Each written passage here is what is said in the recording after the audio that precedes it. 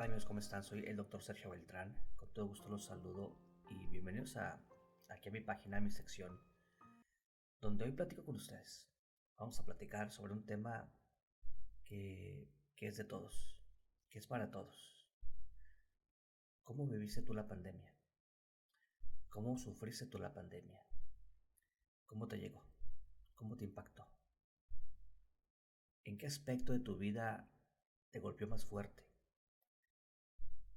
¿Cuál fue tu mayor miedo, tu mayor temor, tu mayor desesperanza? ¿Qué parte de ti cambió? ¿Qué te arrancó la pandemia? Pero también dime por favor también, ¿qué te dejó la pandemia? Porque no podemos permitir que esta pandemia sea la pandemia de los despojos, sea la pandemia de los vacíos, sea la pandemia de las soledades. No podemos permitirlo porque ya sufrimos demasiado, porque ya sufrimos bastante, porque tenemos que reconstruirnos, porque tenemos que levantarnos, porque tenemos que ver para adelante, casi como una obligación, casi como una necesidad, casi como en honor a los que ya no están, casi como un agradecimiento a Dios porque sí estamos, casi como todo lo anterior. Tenemos que ver para adelante. ¿Cómo te afectó la pandemia? ¿Cómo la viviste? Hay un informe sobre las consecuencias que la pandemia de COVID-19 han traído a nuestro mundo, a nuestra población, a nuestra sociedad, a nuestras familias en cuanto a la salud mental. La pandemia nos golpeó a todos nos golpeó, unos más, otros menos, de diferentes formas, de distintas maneras, pero a todos nos golpeó. En un aspecto que nos pegó muy fuerte a nivel mundial fue en los trastornos mentales, en la parte emocional, en esa parte en la que tú eres y nadie más, en esa parte en la que te constituye, en la que te conforma, en tu pensar, en tu sentir, en tu forma de conectarte con los demás. La pandemia golpeó muchas almas, golpeó la psique, golpeó nuestra mente. Y es increíble cómo la pandemia nos afectó a todos. Increíble cómo la pandemia sacó el lado más bondadoso, pero también el lado más animal del ser humano. Increíble cómo la pandemia afectó la salud mental de la población mundial. Y desde luego, cómo destrozó los sistemas de salud. Peor aún, aquellos sistemas que ya estaban destrozados de tiempo atrás. En mi país, en México, teníamos un sistema de salud destrozado, olvidado. Ahí, como un calcetín viejo en un armario, en un cajón. Como esos calcetines que se le ponen hilos e hilos e hilos para intentar coserlos, pero que no sostienen nada. Y la salud mental se vio más afectada en las mujeres en relación a los hombres.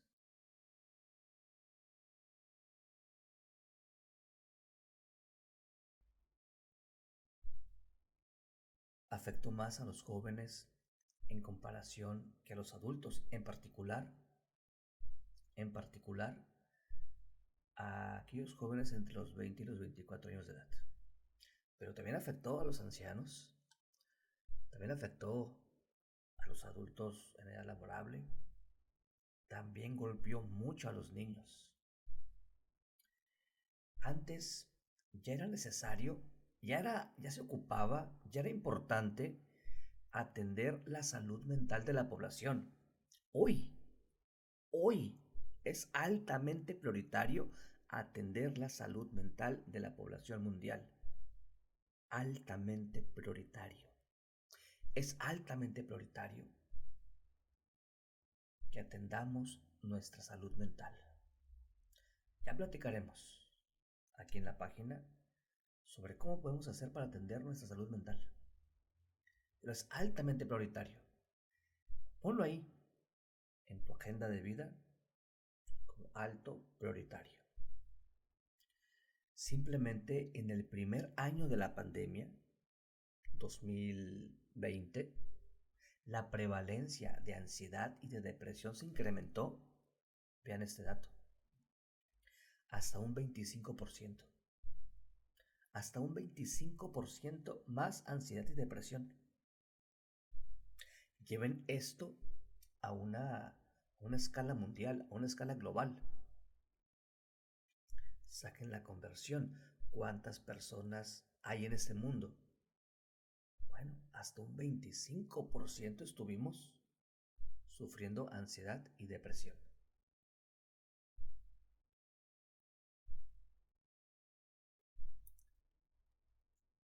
¿En qué países hubo mayor índice de ansiedad y depresión? ¿En qué países se presentó más esas condiciones, esas situaciones? En aquellos países en donde había mayor tasa de incidencia de COVID-19, obviamente. Si el problema es la pandemia, pues aquellos países que están sufriendo más infecciones, hospitalizaciones, muertes, pues tenían mayores tasas de ansiedad y de depresión.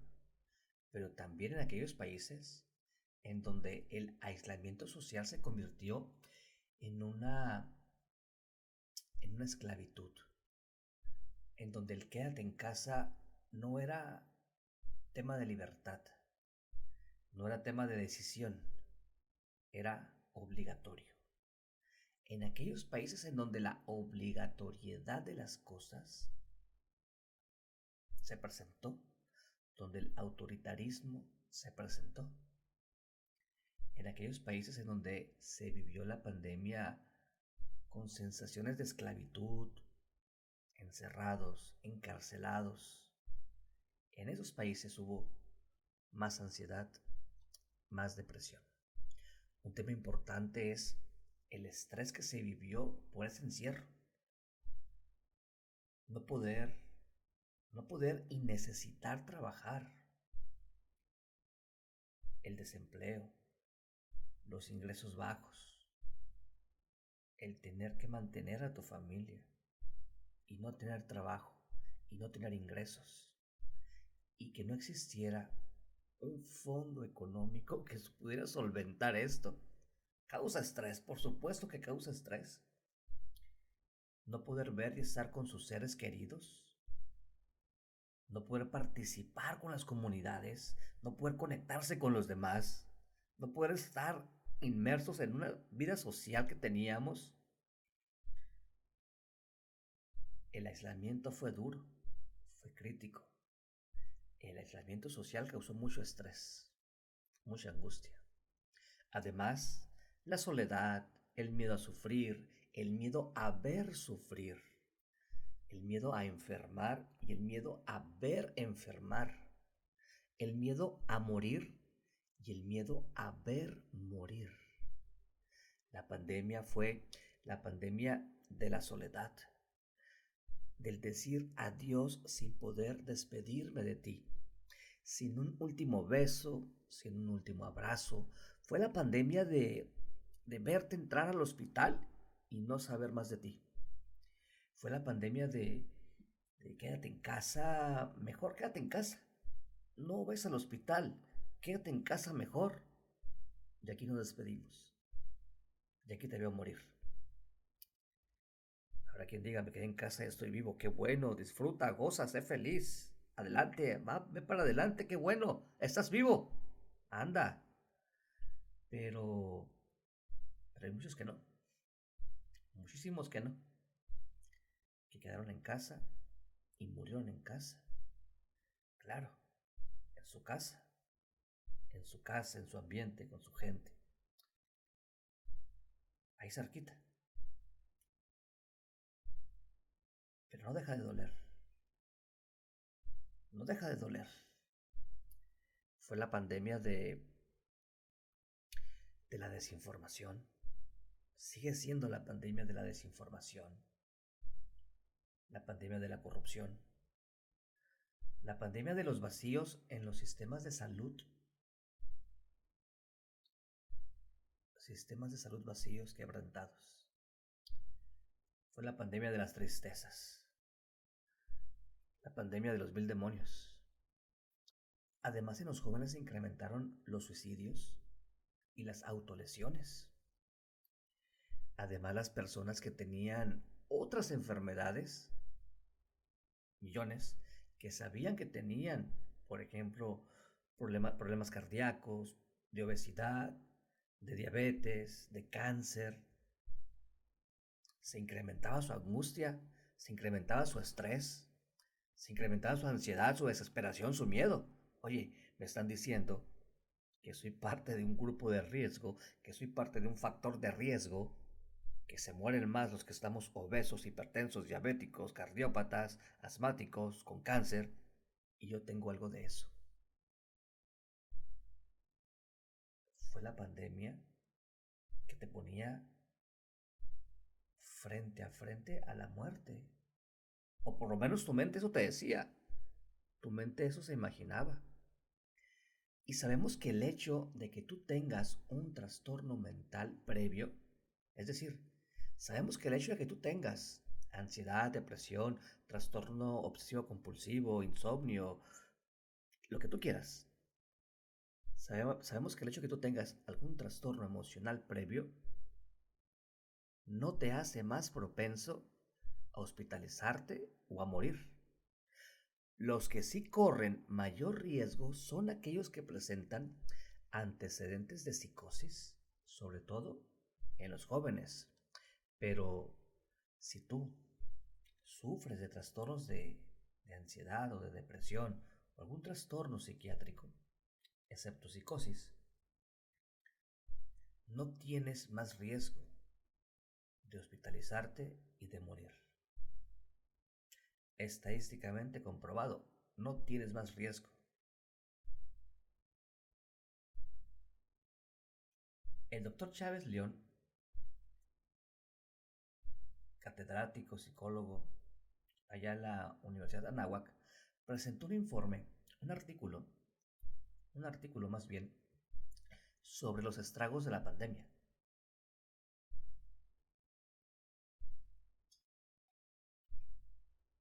Y nos recuerda que en el, en el 2002 se presentó el SARS-CoV-1, digamos.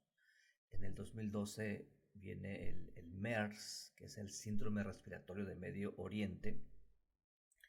Estos dos fueron epidemias, pero nos llega después, en el 2019, una pandemia. Estos tres por grupos de coronavirus. Al mes posterior, vean ese dato, al mes posterior a la llegada de la infección, a la llegada de la pandemia, al mes posterior, 40% de los pacientes, 40% de los pacientes tenían síntomas depresivos. Al mes posterior de haber tenido una infección, es decir, hoy me enfermé, ya me alivié, estoy vivo. Bueno, 4 de cada 10 personas que estuvieron enfermos, infectados y que están vivos, 4 de cada 10 al mes después de esa infección tenían depresión. 40%. 42% tenían síntomas de ansiedad. 20% síntomas obsesivos compulsivos. Me tocó ver de todo, amigos. Me tocó ver de todo. Mucha ansiedad, mucha depresión, mucho TOC, mucha obsesión y compulsión por no me quiero enfermar. Ya te enfermaste, no me quiero volver a enfermar. Lo vi muchas veces. La obsesión y la compulsión por no enfermarme. Oye, ya te enfermaste, no me quiero volver a enfermar. pero estás vivo, pero estás sano, pero te fue bien. Fuiste casi asintomático, te fue bien, se presentó contigo como un catarro nada más. Haz conciencia de eso. No me quiero volver a enfermar. La obsesión y la compulsión por no querer volver a enfermarse. Digo, nadie quiere enfermarse, pero no al punto de una obsesión y compulsión. Recuerdo pacientes y hasta el día de hoy, persisten con temor a contaminarse, con temor a contagiarse, con temor a ensuciarse las manos. Ocupo lavarme las manos. No, no, no, no, no las manos. Ocupo lavarme todo el brazo. Ocupo lavarme todo el cuerpo. Tengo pacientes que no pueden dormir toda la noche en su cama porque sienten que está contaminada, que no pueden dar un abrazo, un apretón de manos, que no pueden socializar. Tengo pacientes que no pueden salir a caminar, que no pueden quitarse la mascarilla. La ansiedad y la depresión no solamente afectaban a los enfermos, sino también estaban afectando a aquellos familiares que tenían un familiar enfermo. Y peor aún, si ese familiar había sido hospitalizado con gravedad o se había muerto. La pandemia no afectaba nomás a los enfermos, afectaba al entorno del enfermo. El trastorno por estrés postraumático se mantuvo presente hasta en un 30% de los pacientes. Esto fue más en mujeres y sobre todo si ya tenían un trastorno emocional previo.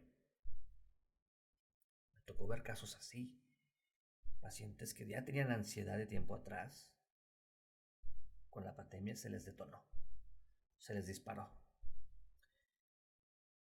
Pacientes con ya depresión previa, se les agudizó la depresión, la obsesión, el insomnio, las autolesiones. Fue una pandemia que despertó los síntomas previos. Al mes de iniciar la pandemia, tenía un mes la pandemia de haber comenzado en Estados Unidos, el 40% de los norteamericanos, el 40% tenían ya angustia por enfermarse. 20% de ellos ya tenían insomnio. Llévenlo a escala grande. ¿Cuál es la proporción de adultos en Estados Unidos? Total. Sacan el 20% de ellos con trastornos de insomnio, 40% con trastornos de angustia, 8% más de alcohol, 12% de ellos con conflictos interpersonales. Estaban irritados, ansiosos, con miedo, enojados. En los trabajadores de la salud, en nosotros los médicos, enfermeros, en gente que trabajamos en los hospitales, que nos dedicamos a la salud de la población, 71% experimentamos gran temor a atender pacientes con COVID-19, sobre todo en los inicios, antes de las vacunas. Las secuelas emocionales no se han ido. ¿Por qué tanto miedo? Miedo a lo desconocido. Era un virus nuevo, no sabíamos nada de él, cómo se comportaba en el cuerpo, cómo se transmitía, a qué partes afectaba. Miedo a enfermar, miedo a morir, pero también miedo a contagiar a tu hijo, a tu esposa, a tu madre, a tus seres queridos. Miedo porque no había un sistema de protección adecuado que te lo brindaran las instituciones donde trabajabas. Miedo porque no había un sistema que te protegiera como trabajador de la salud. Miedo porque no había una coordinación adecuada entre los directivos de los hospitales, entre los directivos y los trabajadores. Miedo por el distanciamiento no social, por el distanciamiento humano entre directivos y trabajadores. Miedo porque no era una sensación de soledad, porque el personal de salud trabajó mucho en soledad.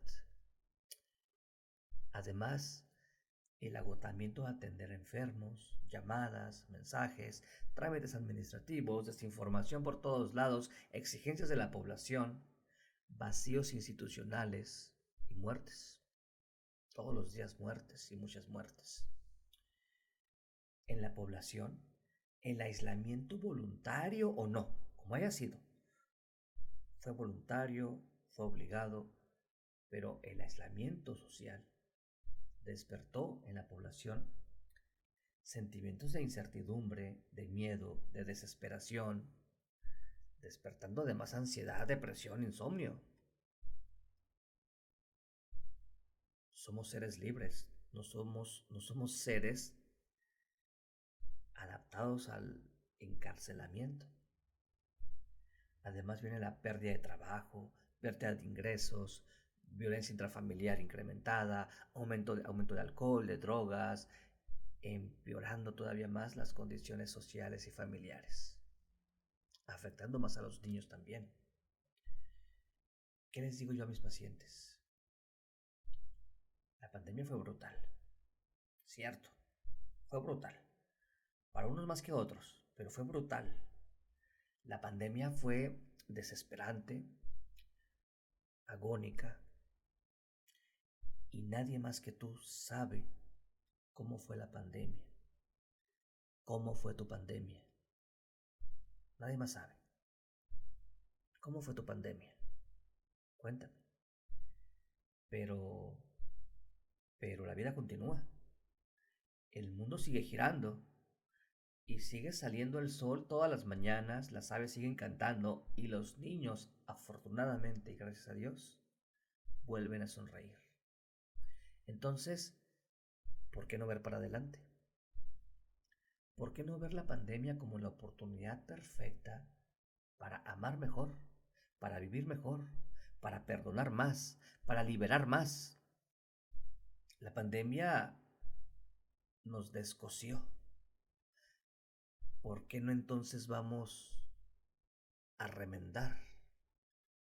La pandemia nos descosió.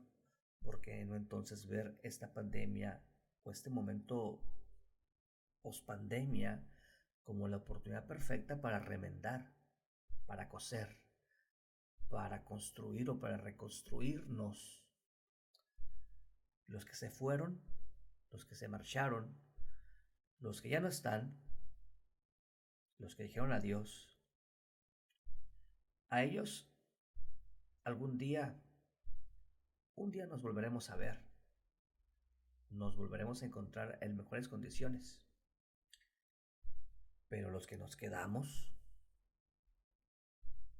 somos los que tenemos que aprender que la felicidad, que el amor, que el perdón, que la empatía no dependen de un virus, ni de gobiernos, ni del pasado. A mis pacientes les digo que si estamos vivos es porque estamos preparados para estar vivos, porque estamos listos para estar vivos y que nuestro cuerpo nos dice que estamos sanos y fuertes. Pero, pero también nuestro cuerpo nos necesita. También tu cuerpo te requiere. También tu mente te ocupa. Si ya nos contagiamos una o dos o tres veces y aquí estamos, entonces vamos a estar mejor. Si aquí estamos es porque vamos a estar mejor. Si aquí estamos es para estar mejor. Porque la mejor manera de estar listos para lo que venga después es estar mejor. Sonríe más, disfruta más, escribe más, canta más, baila más, camina más, ve de paseo más, abraza más. Porque la pandemia nos enseñó, entre muchas cosas, que si la vida no se nos fue, es porque entonces estamos llenos de ella.